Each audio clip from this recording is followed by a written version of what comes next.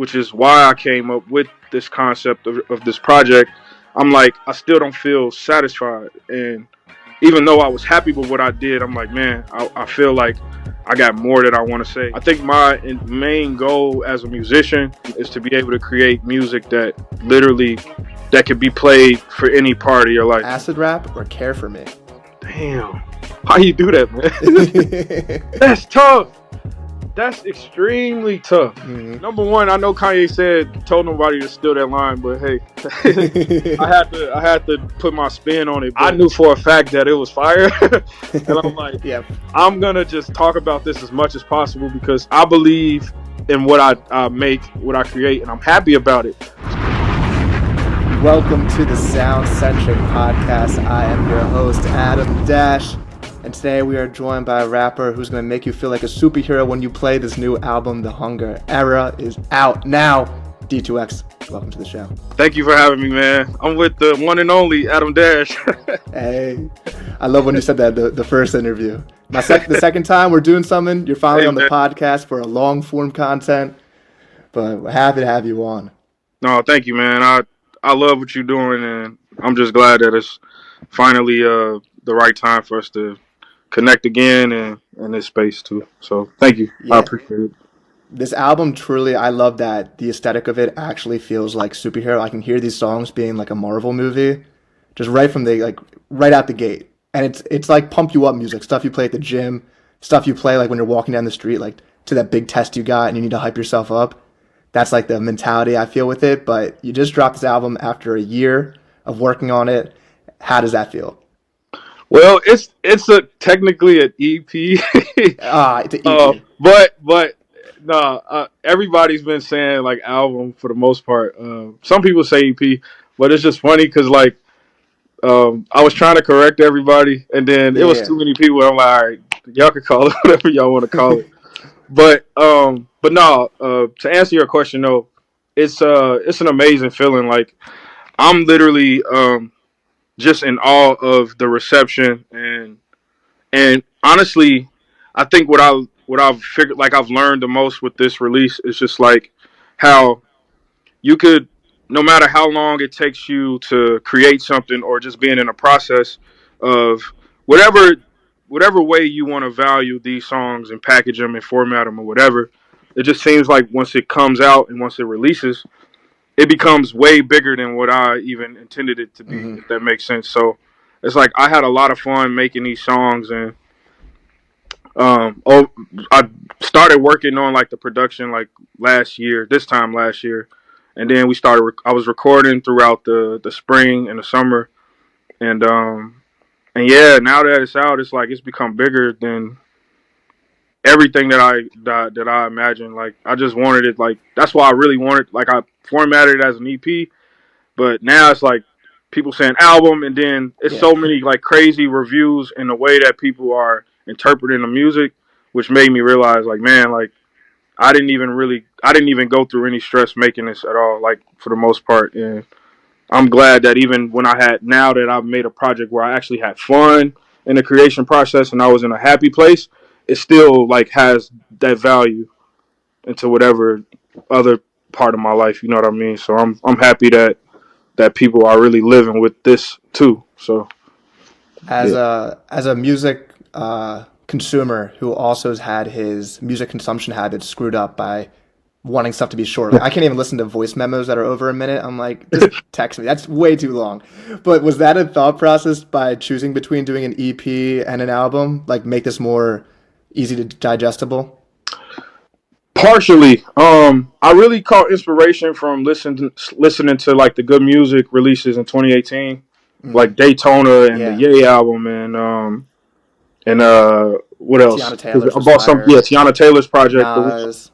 The Kissy Ghost that I bought that on CD like over like early in the year, and I was just like, man, what I love about the 7-track project process is that you have to literally be kind of like intricate and very like selective of whatever kind of sounds you want to go for. And to me, it was like for me to make something fun and different, I wanted each track to pop. So I was really like diving deep into like the production process of trying to choose cool sounds that I would sound good on and be able to like expand on this idea of whatever hunger means to me. And I didn't want it to just be any kind of typical kind of project. I wanted to be something fun and different. Each track that you play, they all are like completely different from the other. Like 7 different flavors in like a pack of candy kind Yeah. of thing. And I think that I accomplished that on this one. And that's the reason why I wanted to go with a shorter project, to challenge myself to be able to find like the most unique sounds to put my words over. My favorite music this year has all mostly been EPs. I don't know if that's just because of my consumption habits, Yeah. but like Trevor Spitta had a great one, Alex Bannon, Able Reed, like all these people, just 7 songs. It's just great for someone who's just being introduced to your music. It's like not too overwhelming because sometimes you see a 20-song album and you're like, Yeah. and maybe you don't know the features or it's no features and you're like, I don't know about that.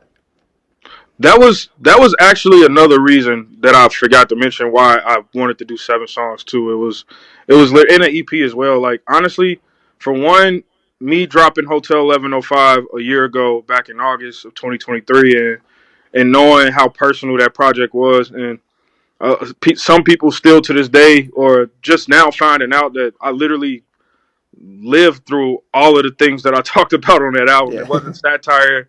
It wasn't like a made up story or a fairy tale. Like it was literally like heavy parts of my Yeah. life that I had to deal with and was vulnerable enough to talk about.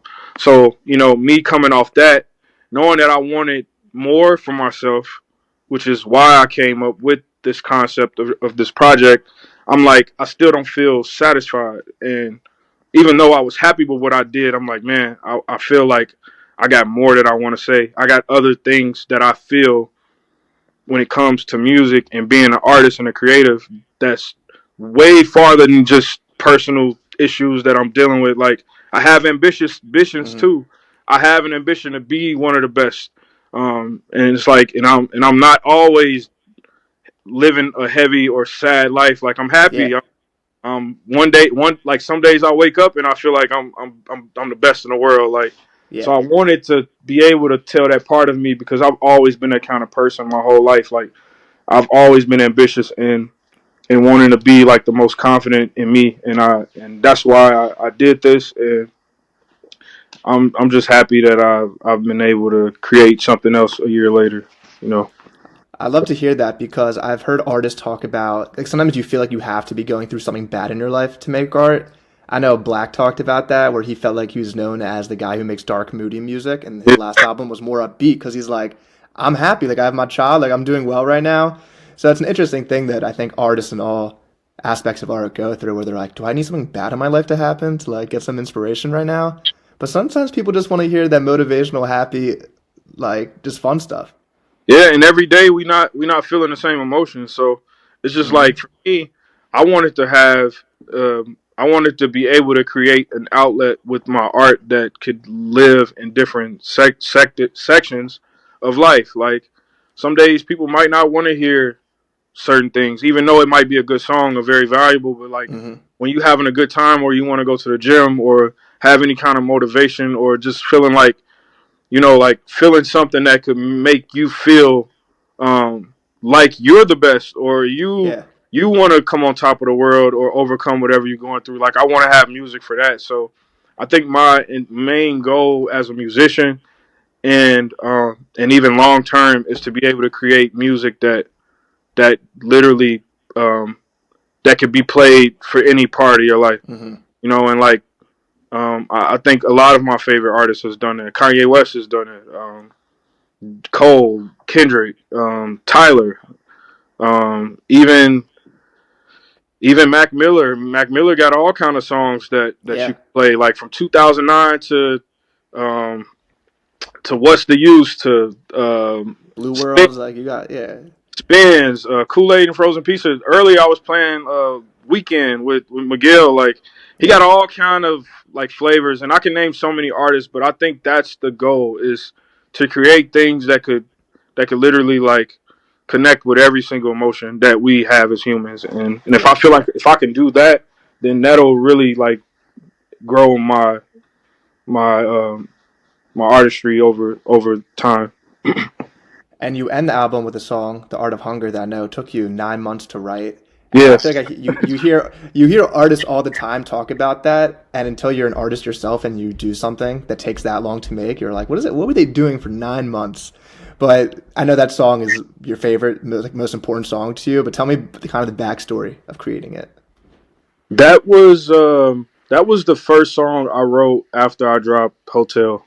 Um, I I wrote that in October of last year, like the first two verses I wrote, and it was literally to a different beat. I actually had like five different beats that I wrote that song to, and they were good, but it was just a different feeling that I was trying to go for, and I think the reason why it took so long because it was extremely personal. I was also contemplating with like some of the stuff I talked about, like going through my divorce and trying to find myself and trying to really that's what it was about, and literally trying to find like what is my motivation now, Hmm. and what I want to do, and knowing that I've always had these ambitious goals and dreams to be the best me as possible. It's like now it's like I had to literally like kind of put a telescope back on whatever my life's importance is at the time, and it was now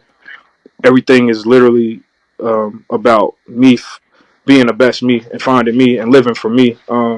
And I think that I was just wanting to make sure that I was writing something that was coming from the heart, that was also honest and true, and I didn't want to be afraid to talk about that. Like for a second I'm like, I feel like I kind of talked about this on the last one, but then I thought about it. I'm like, I never really, if you really go back and play the last album, I never really put like a full Hmm. direct conclusion on what happened until Yeah. that song, and I think I needed to put that out because that's me being true to myself, and I feel like for me to move on and create a third album, a full length, I needed to be able to kind of like finally fully let go and be upfront Hmm. about, for me personally, about like what I dealt with and where I'm at now. And I think I was able to kind of connect those two. So that's why it took so long. And then the third verse, the way that I wrote it, I was pouring out so many feelings and so many things that I was thinking. So trying to connect those Hmm. things, especially like towards the end when like the gospel sample starts to kick in, and I'm like, I had so much to say, but trying to format it the way I wrote it took. It was very difficult to connect them. Like I Yeah. found a way to do it, but yeah, it was tough. It was a lot that I wrote. It was like if I go back on my phone, I probably wrote like 10 pages or something like that. Like it That's was crazy. crazy. Yeah, yeah.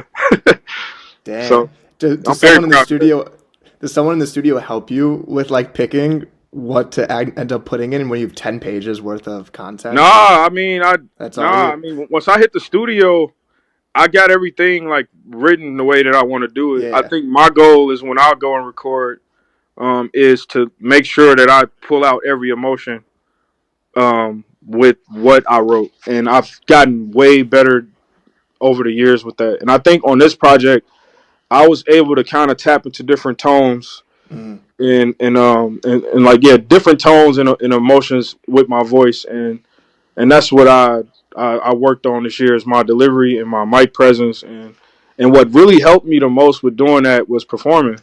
Performing Yeah. helped me find different pockets with my voice, and so that's what really made the major difference with this one. That's cool to hear because I know like Kanye when he made Graduation said that he had performance in mind, and then Yeah, for touring was like, oh, I can make something that's like for a crowd. And as someone who likes loves artists who are able to bend their voices in different ways, like the Kendrick Lamars and the J. Cole's, I did notice that on this album. So I think that's a cool to hear that that was your mindset going into this. Like, I want to level up in this aspect. We gon' make it to the moonlight. Yeah. Talk to 'em. Surfing through the waves, thinking got a new life. Praying through the night, gotta tie my shoes right. Baptized in this water, gotta go harder. No broken promises, I gotta make it for my daughter. No deadbeat father, always move smarter. yeah, and I could fully say that I did it. I was able to tap into just a different part of me, and I literally I had so much fun because I really it was still a challenge too. Like as much Hmm. as like the reception is good, people enjoy it. I literally still had to sit down and come up with these ideas, and it was hard at first, man. Like because I never really focused purely on like metaphors Yeah. and all kind of like wordplay. Like I had to do a lot of reading. I read the Mamba Mentality by the Kobe Bryant book. I grabbed that from Barnes and Noble. I read that. I was reading some Marvel comic books, and all different kinds of things. I was buying a few things as well, but like I did some reading to just kind of give me motivation, but also like just stretching my mind. Like I also read Decoded by Jay-Z. I need to read that still. Yeah, and it was something that he said in a book. I don't know it word for word, but I know the context. And he said that one of the coolest things that like helps an artist stand out and also adds layer to their artistry is like that fans love is um when lyricism can take you on a roller coaster ride. And like for example, like I just did an interview with Complex with covering the Food album by MF Doom, and I made that comment. But also, he brought up how Jay Z brought up how like artists like Ghostface Killer, who's really great at that. And I was playing a lot of Supreme Clientele Mm. over the years, especially this year. I even had a line about that on the intro. But like, what's cool about Ghostface and a lot of like a lot of great artists that are really really good with their words is that um, they take them to a different level and get playful with it. And like on Supreme Clientele, like especially like the first three songs, well the intro, and then we got Nutmeg and One. Mm. Like he's literally saying things that don't make sense, but it sounds Yeah. like the coolest thing in the world. And I even watch like Ghostface interviews now, like the recent ones, and he even said he still doesn't know what it means, but it sounds good. And I wanted to be able to kind of test the waters a bit and kind of find little cool ways to say certain things. And Yeah. and I think that part of hip hop should always be true. Like giving people something fun to listen to that they can't hear anywhere else. You Yeah. know? I think there's certain artists out there that have such a specific style that some people might think this is not a compliment, but I think it is. That I feel like I could write the way they write because their style is so specific. The way that there's like an Action Bronson Twitter account that like Yeah, they yeah, find the tweets and they're like, that's an Action Bronson line. Like he has such a specific style that yeah, you can read something and you're like, I know that's Action Bronson. Or I think Kendrick has such a like Kendrick said, my IV qualified T-Rex. What does that mean? I have no idea. But it's such a yeah, Kendrick line. And I yeah. think that's really dope because I'm sure people who are huge book lovers can say the same thing about their favorite author. There's just like certain ticks, certain things that Exactly. you're like, Yep. classic them. Yeah, and like, or like, that's funny with the Bronson page. Like, I don't know, I could think of Bronson like saying he went to go like drink a latte and then he choke slammed a shark or Yeah. something in the water. Like, Yeah. like crazy cool ways. Like it's unorthodox. It's abstract, and I think that's what I was able to kind of learn. Like I learned that about myself, and I felt like I've been able to acquire new skills as a writer, which is gonna help me like create other things. And so I'm just happy that I was able to execute it because it was Yeah. some like coming from someone that hasn't really took the time to do that. Um, I really wanted to test myself and see if I was capable, and I'm so glad that I did it, and people feel the same way. So And that was I love when artists are rapping about things that they clearly love. They're not just surface level references. They're like obscure that if you like that thing, you're like, that's sick. And this album, when I was listening to it, I'm like, it's giving me Quentin Tarantino vibes in the way that Quentin Tarantino will like use famous scenes from past movies and kind of make it in his films. And you do a lot of references on this album, so I'm gonna hit you with a few, and you tell me what you're referencing means to you. yeah. All right. So, where's this first one? You start the album, and maybe I'm overstepping here, but you said I'm armed and ready, and I'm like, I feel like that sounds like a J. Cole line, and I'm like, okay, it was Dollar in a Dream 3. What does that song mean to you that you wanted to start the album with it? Wait, like the line or the actual? what did it mean to you to use that to Okay. interpolate it? I mean, I didn't even know that that one specifically. I didn't even know I got that from That might anybody. that might be The a joke subconscious one. Okay. the joke has been though. Like I watched some reaction videos and people think that I'm gonna recite Eminem. His palms is heavy, whatever. Like Yeah, I'm like, I heard that one too. yeah, Yeah. people, yeah, they've joked about that. But nah, I think that I don't know. I said that line because yeah, I was coming from a place of like I don't know, like the mentality that like battle rappers have, or Yeah. someone that's like yeah, like that's literally like very very confident in their words. I'm like, all right, I think I don't know. I just wanted to start it off like that, like I feel like the clips is loaded on this project, and I'm Yeah. like, I need like a very hard intro. And the first half of the intro, I actually wrote in my notebook. I I dibble and dabble with my notebook to my phone, depending on how quick I want to get ideas off. Hmm. And yeah, I wrote that, and yeah, I remember I said what did I say? I said the I forget now. I'm trying to remember my own line, but the line that I made about like the ghost face and clientele line, like I wrote that for a reason because I remember how he came off on that project, Yeah. and I'm like, yeah, I need a strong starter. So I just thought that yeah, being on that first half of the beat, which really sounded. Shout out Player Hayes. Um, he's worked with Navy Blue, Pink Seafood, Fly Anakin, a bunch of guys, and what I love about his beats is that he always gives sends me like packs and it has like little cool sounds in there that you Yeah. won't normally hear anywhere else. And every time I listened to it, it was another beat that he sent that I had connected together before I put the second half of the theme Hmm. song. And when I heard that, I'm like, man, this sounds triumphant. Yeah, for sure. This sounds like the start of a superhero Literally. movie or something. And I kept that beat for a while, and I'm like, this is perfect for this project.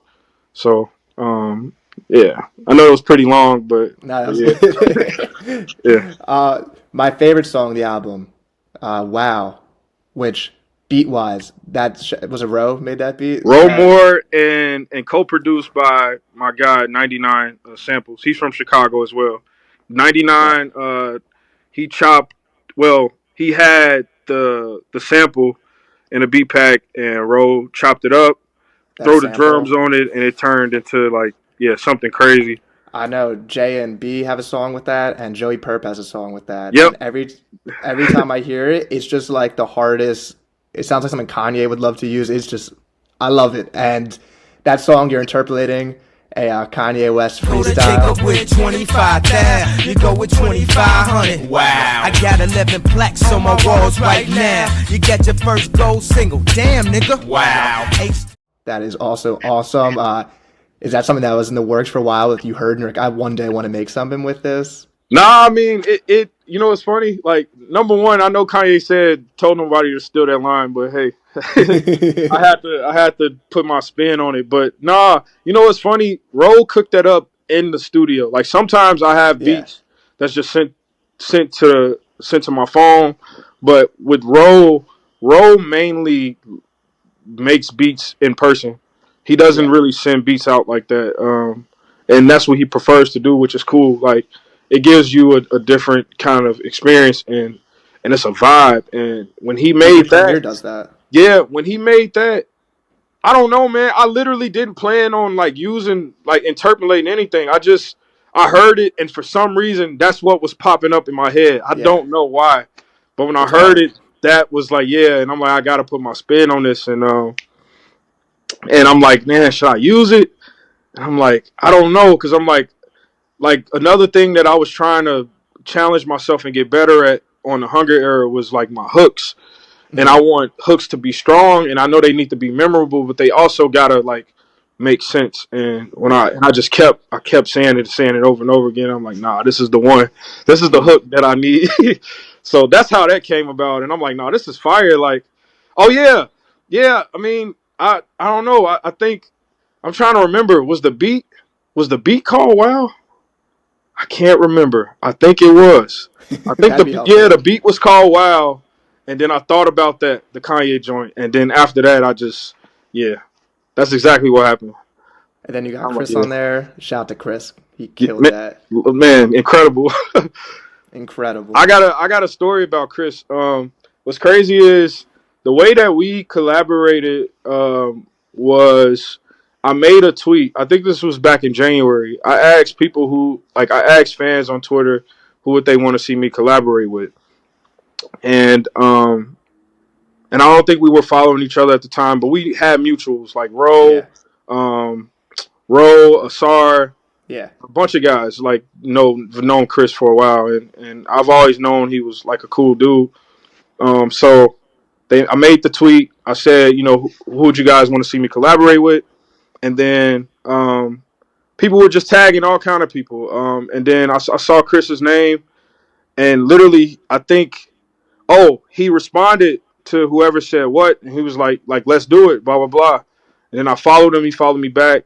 We chopped it up in a DM, and then this is something that people don't know. When I got his number, we just text back and forth real briefly, and then we ended up I getting thrown in a I ended up getting in a group chat with him, Dante, Thomas, Asar, a few other guys. This guy named Jay Wood from Chicago, and a few other guys, and literally we were all like just sending each other like tracks that we made. Like a lot of them, some of those guys record at home, but I just doing voice memos on my phone. So I'm really feeling like what I'm sending. I can't really create like that, but I did it for the fun of it because I knew it was challenging for me, like just to send something in and to just do anything, like no matter what. And that was really all of our, like, it was our way for all of us to kind of like try to push each other and challenge each other in like a competition way where we're all just trying to test out what we could write for the day. It was called a verse a day in the group chat. Fire. Yeah. I remember Sar was posting those. Yeah, and we just kept doing it, like probably throughout the whole month. And honestly, some of the stuff that I put in the verse a days, like I rapped over a joint off Jay-Z's Volume 3. I rapped over a bunch of stuff, like stuff on YouTube, and we put all those together, and literally that actually helped me like take certain lines that I said over something that I was just doing for fun, and literally I added those to real songs. And I think I honestly want to say the second half for the theme song on the project, some of those lines came from me just doing the verse a days. So it's crazy how everything that you do could literally like come back into something else later. So Yeah, I'm glad that we did it. That was cool. That was fun. You also posted a picture that was not the album cover, but it was like to announce the album. And this could be also me just like guessing too hard, but it kind of looked like the late registration. Was that meant on purpose or? No, that wasn't planned, man. It looks like late registration. I know. Honestly, I didn't even think about it until people just started saying it. So I'm just like, all right, I'm gonna go along with it. But nah, so I don't know if you've been seeing, but I've been putting out visualizers They're for awesome. Yeah, they're the sick. EP. Yeah, and we got 3 more left. Every song on the project had one. So that day I did shooting. I shot the whole weekend. Like I did all of these videos in 2 days. But that day was the second day of shooting, and we were at the University of Chicago. Excuse me. It's by like the High Park area in Chicago, and we did like a library scene that's coming out, and then literally I'm just like, hey, I told my guy Danny Pleckham, I'm like, which is a very very dope photographer. I told him, I said, yo, bro, I feel like I really need like some press photos for this project. So we literally just posted up, sat on the steps, did some other stuff, and then that's literally how they came about. And when I got them back, I'm like, I do need something to announce that this is done, and I don't want to I try my best to make everything that I do have meaning in the moment. Yeah. And I'm like, I think I want to do that. And then people started thinking that was the cover of the project. And It's like, a dope picture. Yeah, I know. I love it. But like, it doesn't matter if I try to correct people or not. The way that Twitter is formatted, if you just see something, you might not even seen that I said anything. So what's funny is it's this site that a lot of people do reviews on called Album of the Year. And when I announced the Hunger Era in the beginning of the year, like that I'm working on it, they already posted it on the site. So I was worried that they were going to use that as the cover art for the project. I'm like, this is not it.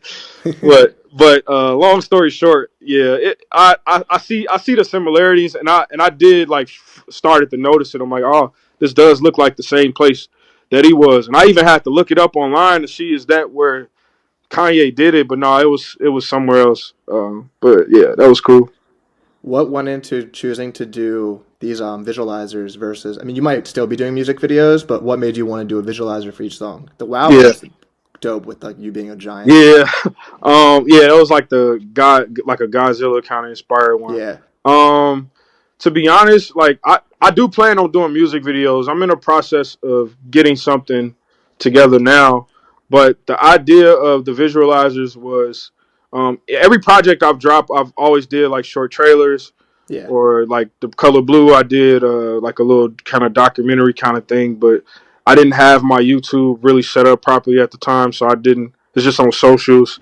Hotel, we did a bunch of stuff, but that never got posted on YouTube either. So this one, it was like, all right, now that I got my account like right, I've been posting them, and what I wanted to do was with my team, with Chris Vergara, and shout out Mateo who did the VFX on this, and Danny Pleckham's girlfriend Vanessa, who helped style me, and Danny did the photography and the title cards that you see. That's kind of like we took inspiration from a bunch of old school comic books. Yeah, that was sick. I wanted to world build, if that makes sense. Like I kind of wanted to, do something cool that could take people into like to really feel and visualize the theme of where I was trying to go with this project. And I think to me, no matter how many engagements they get or not, I think that's not really the point of why I've been doing them. I think for me, this is literally like me trying to tell a story. And like if you were reading a book or something, you see the front cover, which in my case you can look at the album cover, and then you got chapters. And I think these songs and these visualizers like chapters of kind of like the ideas and stories that I'm trying to tell visually with all of these songs. And then once the music videos come, that'll take it over the top. And then you can add them, for canvases on Spotify, which could give a cool little listening experience for people. And I think that's what I've been doing. And it's been cool doing this because it gives me something else to promote for the project, but also it's like, it's completing like this superhero kind of story, and I've been having fun with them. Wait till you see the next one. It's crazy. They've been awesome. They definitely have that comics superhero vibe. And your rollout, which I think for a lot of people who are coming up, they don't usually put so much effort into a rollout. And you've been posting about this album for over a year. Like, get ready for this era. It's crazy. And I love that because I don't think people do that enough. And that's part of the world building of making this like you're like just finished writing for the Hunger Era. Then next week's like just picked all the beats for the Hunger Era. Like I think that was dope. What was the mentality going into that? Was there anyone that you saw do that and you're like, I like that idea? That's a great question, bro.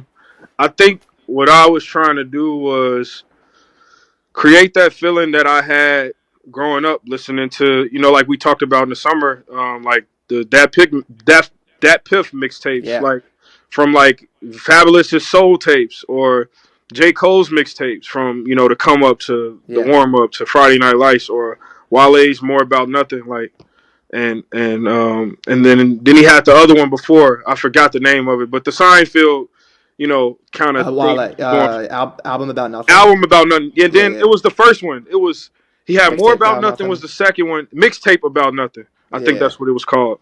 So it was like I wanted to create a series, and literally have something that people could hold on to as far as like a theme or a title.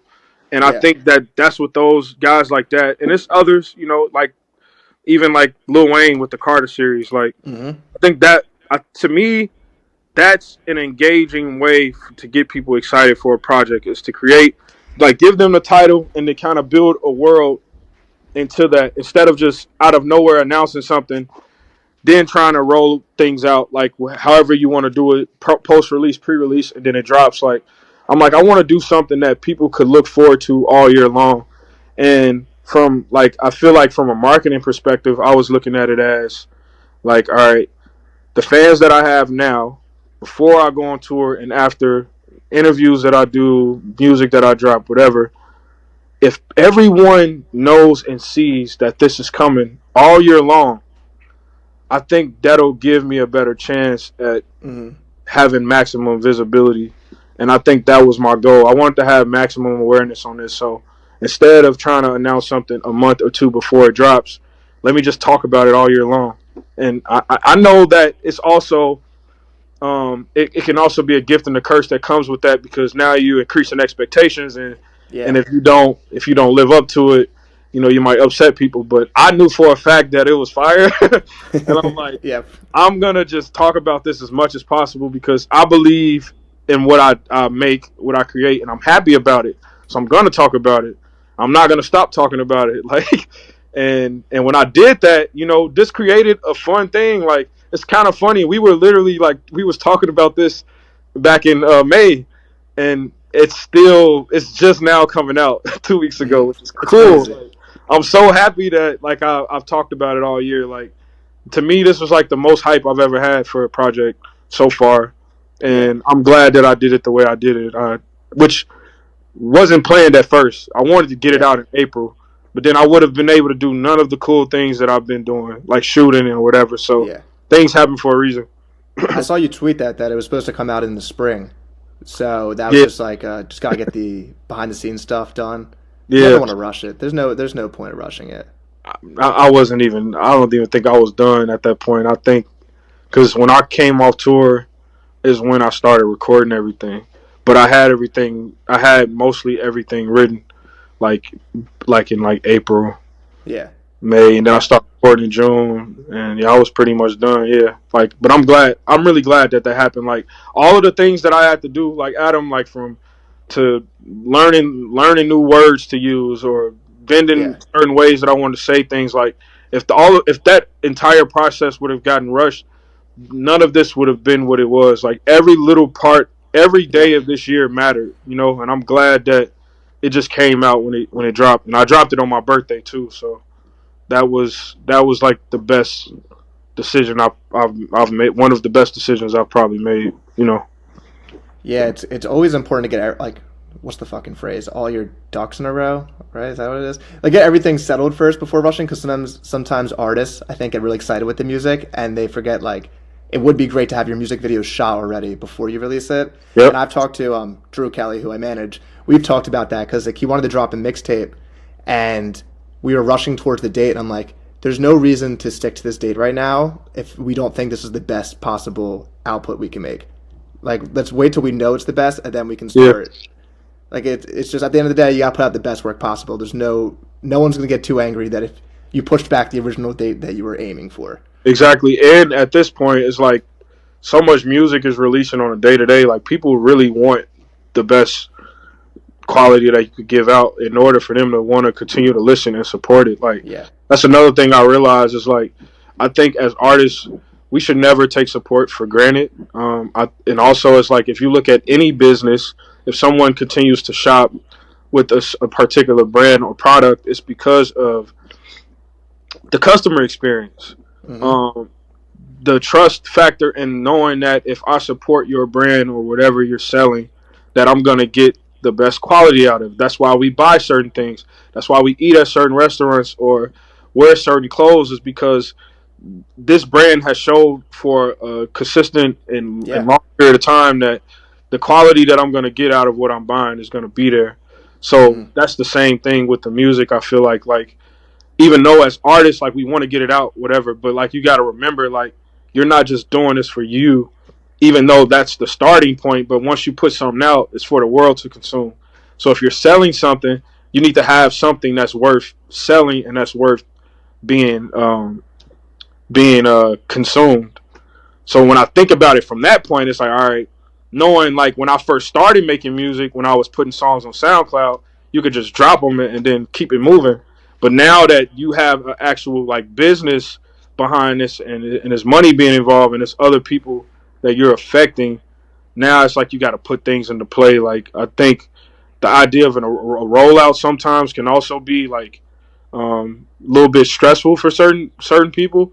But it's literally just your life. Document that, and you do that.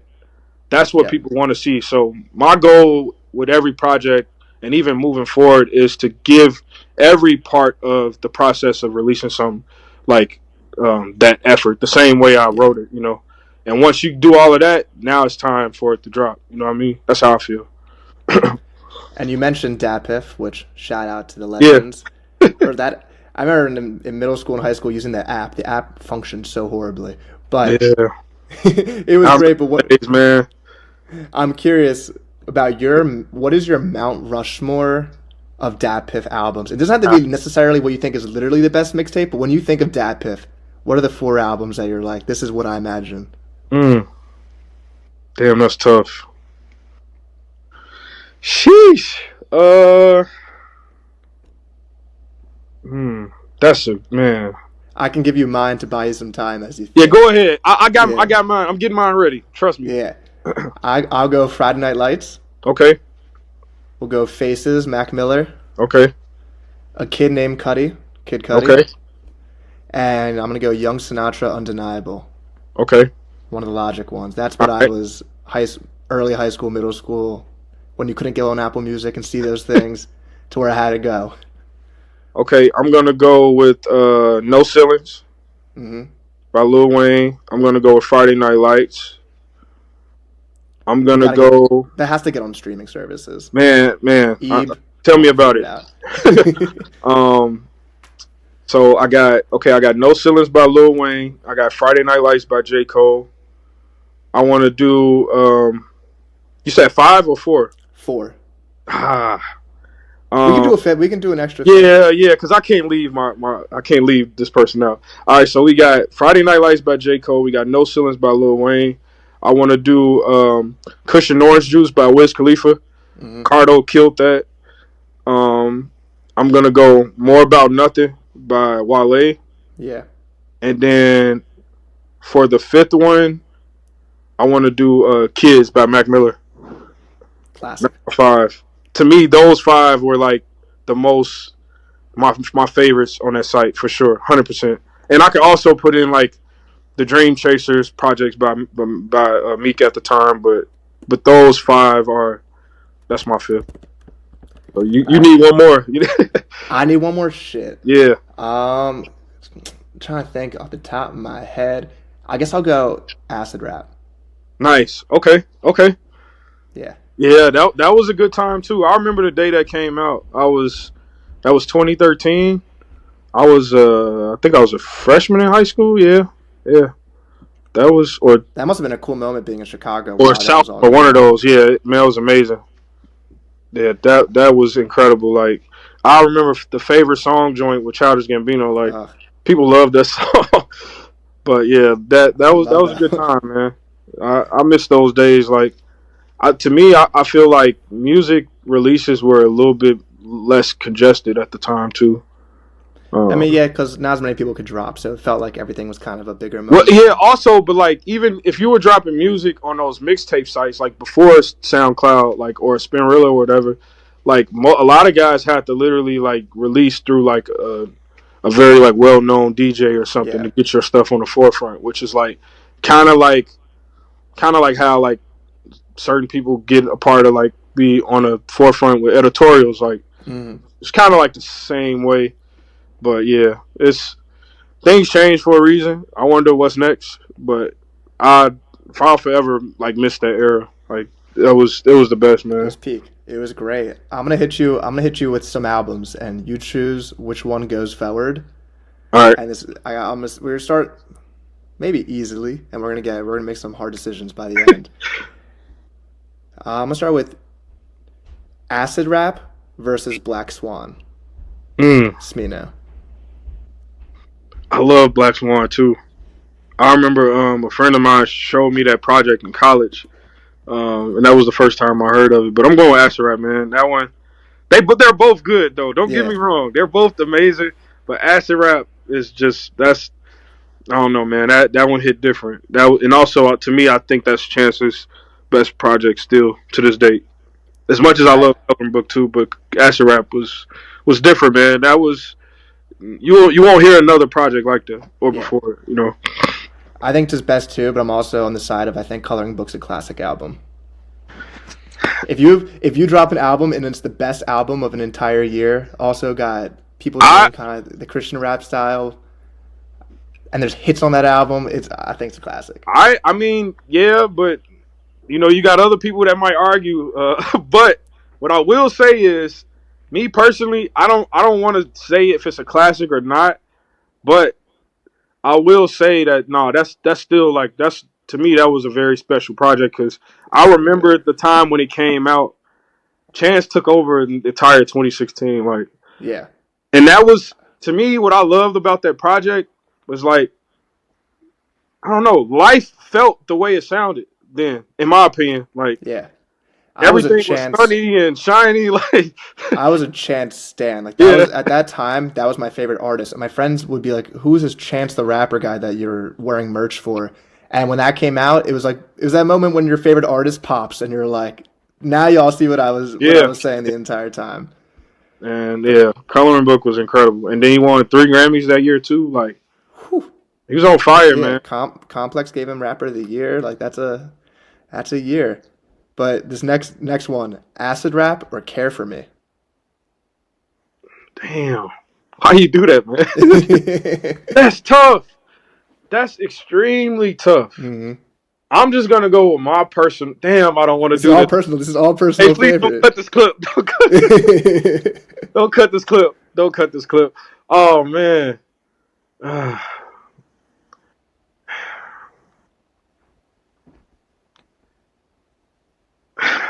You got it. This feel like Drink Champs, man. I should. Yeah. There's no way out of this. There's no hot ones. There's no wing you can eat to get out of this question. Damn. Nah, I gotta go with Care for Me, man. Oh, wow. Even though I love Acid Rap, Care for Me. It's amazing. Yeah, but like that one, and like Saba went through a lot at that time, like you know losing his friend. Yeah. Man, that one hit different. Like, cause to be honest, I think that's a like comfort album for a lot of people. Dropped at the perfect point in my life that I needed that album. That project was special. Both of them are, but I don't know. I feel like, to be honest, I feel like when something could be, when a project can be like a comfort album for a lot of people that's dealing with something that's tough. To me, I just feel like, not to say it's not, Acid Rap can't be that for someone either, but Care for Me is like very, very like deep and like a dive into a lot of things that a lot of us may feel on a day-to-day basis, dealing with grief and things like that. And I don't know, that one hits different for me. I remember going through a lot, even listening to it. So that one sticks to me just a tad more. Yeah. But I love both of them. You could go either way. You're gonna get mad this next one now. Care for Me or Swimming? Hey man, I love Care for Me, but hey, hey, Swimming, man, Swimming changed my life. And honestly, I'm not the type of person that's just saying that just to be like a quote unquote like fake stan or whatever. But like, I literally got pictures in my archives on IG when I had the Swimming hoodie. I got behind me right there. The Yang and the Yang one. It was navy blue, and that was before he passed and everything. Like, which is crazy to me because. Him and Jid were gonna go. I'm honestly so glad I could tell this story because like I never really had a moment that I could really like I've gotten a chance to really dive deep into it. But I remember when that album first came out, and I remember around the time. This is when I put out my first EP ever. It was like it was called Enjoy Life. Like I was nowhere where I was today. Then like I was trying to really get myself even heard in Chicago. But I remember when that came out and how much that inspired me. And I remember the day when when Swimming came out, I believe it dropped the same day as Astroworld. It did. And I believe either that week or that day, YG also dropped a project that I remember came out. And I remember like just the talks on Twitter and like, and I'm like, man, no, Swimming, like people were saying what was the best album that dropped last night. And I'm like, Swimming, like to me, and that hit home for me. And for me, it's crazy how much it's grown over time. It's literally it's for sure like a true classic. But like when it came out, it hit home for me, and I felt the impact of that. And growing up listening to Mac from Best Day Ever, which was the first project I heard by Mac, and then Kids, and this what's crazy is I learned and I found out about Mac Miller back in around like 2010 from playing ball at the park, and then it was a kid that I grew up with who came to the park telling everybody like, "Y'all, you listen to Mac Miller? You heard of Mac Miller?" I'm like, "Who is that?" And then I seen like the Nikes on my feet video on YouTube and all of that stuff, and I'm like, "Oh shit!" Like this already one of my favorite artists. So I used to play Mac before my games, AAU games back in 7th, 8th grade, and just to grow up, and then for that project to come out, like I honestly I want to say that was the first time I ever bought merch from an artist ever. Was when Also, I bought his merch is very good. Yeah. Like, I've had talks with Drew about that, where I'm like, your merch doesn't have to be like your name giant. It can just be cool designs. Yep. And I think his team killed that, especially with the swimming merch. Man, yeah, and I don't know that I remember that time, and I'm just glad that it's beautiful to see that people still are like living with it now. You know, like so I got to go with that one for sure. It's so good, and I'm the youngest of two older brothers, so that was like they were in high school at that time. So like hearing Knock Knock and like Frick Park Market, like that's what was on my iPod. Man, yeah, man, he's like, yeah, can I get a turkey sandwich? Or Yeah. yeah. Next one's me hard. Swimming or food and liquor? Damn. They're different type of albums. Chicago guy too, and I was just playing food and liquor like 2 days ago in full. Oh man, why you gotta do me like this? We're gonna see what rises to the tough, top. man. Nah. Hey, listen, I'm gonna be honest. I love Lupe Fiasco. I am inspired by Lupe, especially now that I'm older. You know, I've been doing a lot of my homework as an artist, like studying the greats that's coming out of Chicago. But I gotta go with swimming, man. Yeah. That one is that's a part of my life, truly. Swimming or Forest Hill Drive? Now we getting good. This is crazy. I'm not even sure what I would pick for that one. Okay, I got a story about Forest Hills Drive. So, Forest Hills Drive came out December 4th, I believe, or December 9th. No, it was December 9th. 12/9/2014. Right? Yeah. And I remember when it came out. Yeah, it came out. Yeah, 2014. Remember when it came out, you know, it was out of nowhere. Surprise release. And I remember at that time, I was a junior in high school. This is before, I was a junior in high school. This is a little bit before I finally got my car. When I had to be, I think when that Forces Drive came out, I think I had to be 16. Mm-hmm. So yeah, 16, 17. I think I was 16. And I remember it came out. And I used to take the bus home. And I had my headphones on, and I remember when I first played that album, and it was snowing outside. It was a cold day, and when I heard that intro, and I was listening to the project, dude, it was beautiful. And I'm like, yeah, I mean, this is Cole's best project, but it's like I lived with that from that point on until 2016, going into my senior year and the end of my senior year. And I remember I bought the CD for that. That was also like I've had a few CDs throughout my life, but when I really went to go make a purchase with my own money, I bought To Pimp a Butterfly at Best Buy. I bought Forest Hills Drive, and I bought 808s and Heartbreaks by Kanye, all in the same day. And I remember living with that CD and reading the credits for 2014 and living with it, and all of those songs from Love Yours to Apparently to once again, like the intro or A Tale of Two Cities or '03 Adolescence. Like it's so many so many songs. Saint Tropez, like, and then dude, I don't know if you remember. I was just telling my homie Kane about this yesterday. Do you remember when Forest Hills Drive came out and Cole had to deal with HBO and they were doing dude, it was a documentary series. You should go on YouTube and see if it's still videos for it. It was a documentary series for the project. It was like 3 or 4 parts that was on HBO. The last part of with him The performing last part, live, and it yeah, cuts back that and was forth. the Yeah, last episode. yeah, Yeah, that was the last episode. But it started from the creation of the project. I know you've seen clips where he let fans into the studio, or yeah, the clips where when he announced it and he did yeah, it on the laptop announcing it. Yeah, yeah. it was a Classic. full series on that. Like in the process of making the album, he did something where he was inviting fans. No, he went to a fan's home, like house, Yeah, with their yeah. family and letting them play the album. Yeah, and like that was a crazy thing. Like I've never like a real in depth process of the making of that project, and I even remember seeing like one clip with that documentary where when he was like riding his bike in New York City, and then he was listening to Yeah. No Role Models on the headphones. So you've seen it. Yeah, I think I've definitely seen the full like concert last part. Maybe I've seen only the Oh, clips of the okay, first yeah. It parts. was other parts. He went to talk to schools. It was crazy, bro. They were all like 30-minute like videos, More and artists should do that. Cole's the yeah. king at So doing the docs. say it again.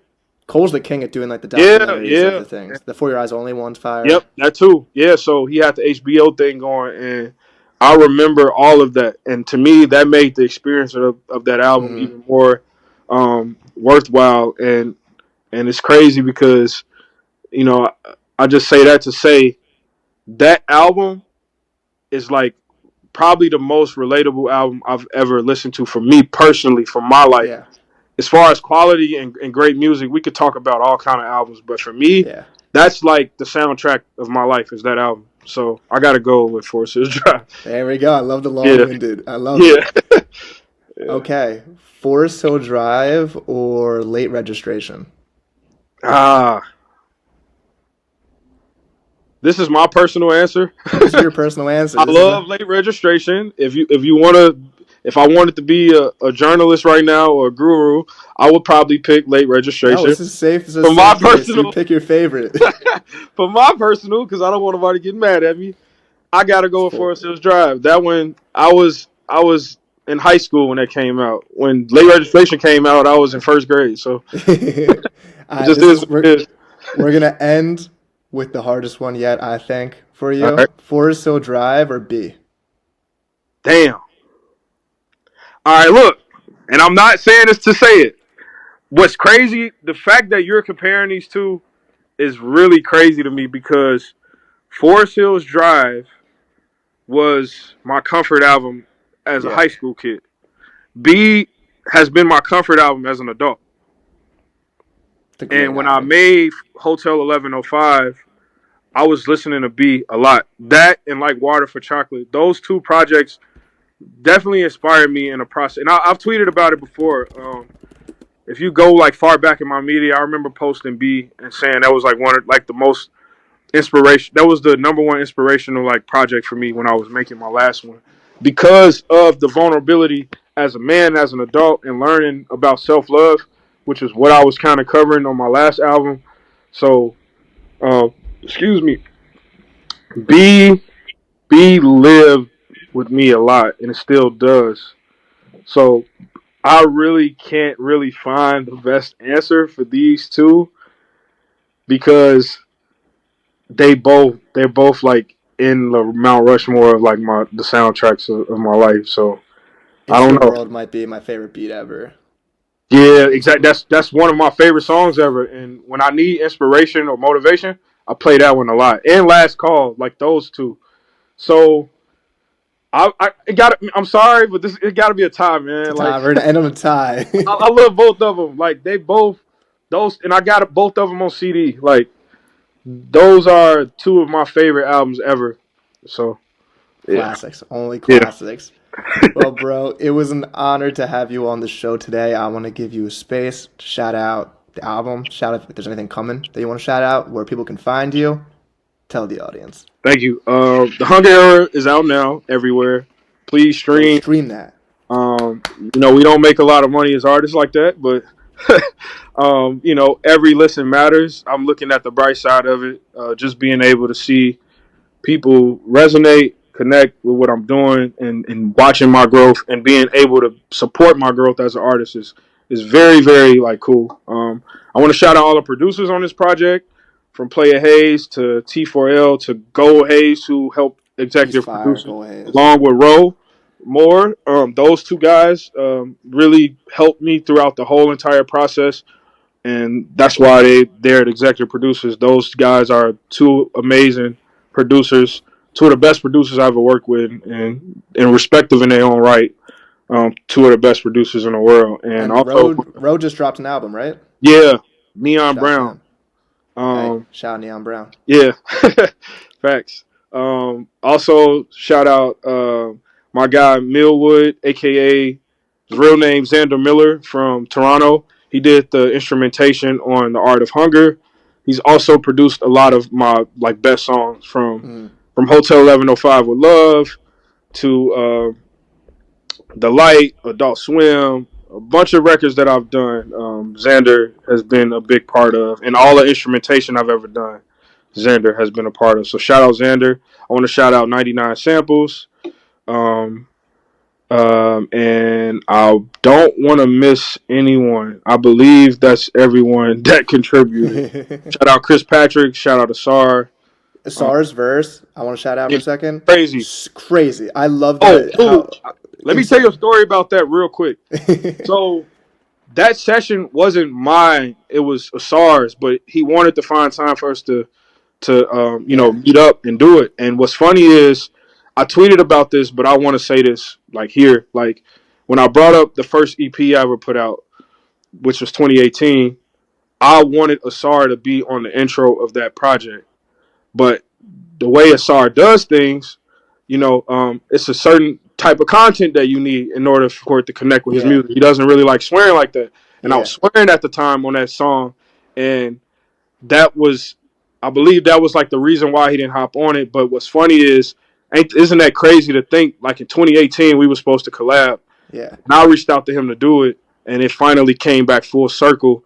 And when he did the verse for Marvel, we were literally me, him, Ro. Shout out my guy Wildlife Willie, who's also works with Ro a lot with the studio Feature Forms. And it was another guy in there. We were all having a conversation when Asar said, he just need a second. He went inside the booth. We were all having a conversation, just talking about sports, all kind of stuff, while he was writing his verse. And literally probably 45 minutes, hour went by. He was ready to record it, and that's what he came up with. It's crazy. He talked to the concept so well. Insane, yeah. The references in it, it was awesome. I don't know. That was one of those verses was damn, I don't even know how he did it, because I don't know if I would have been able to just be right there and do something like that. But that's the crazy thing. All of us got different kind of ways of thinking, and I'm just happy I was able to finally get one with bro. Asar's amazing, man. Amazing. Where can the people find you? Social media. At D2X 2 underscores on Twitter, at D2X 4 underscores on Instagram. I wish it was just D2X, but the guy that has my username want me to pay him for that, and I'm not doing it. So hey, there we go. Give me at D2X on Spotify, Apple Music, every streaming platform, and continue to stream the Hunger Era. And just to let you guys know, the third album is going to be special. If you look on the front cover of the Hunger Era, you will see the abbreviations for the third album. Hey. So then, let's got some Logic album cover little Easter eggs. Yeah. So let's keep it going. So, but no, thank you for having me, man. I appreciate it. Of course, bro. I love this. Truly love this album. If you made it this far into the episode, thank you. Subscribe. Do whatever. Support us. It's awesome. You can find me on social media at Adam_DASH. Let me know who you would like to go on the show. I love finding artists. This is my favorite thing to do. Thank you for tuning in, and we shall see you next time. Peace. Peace.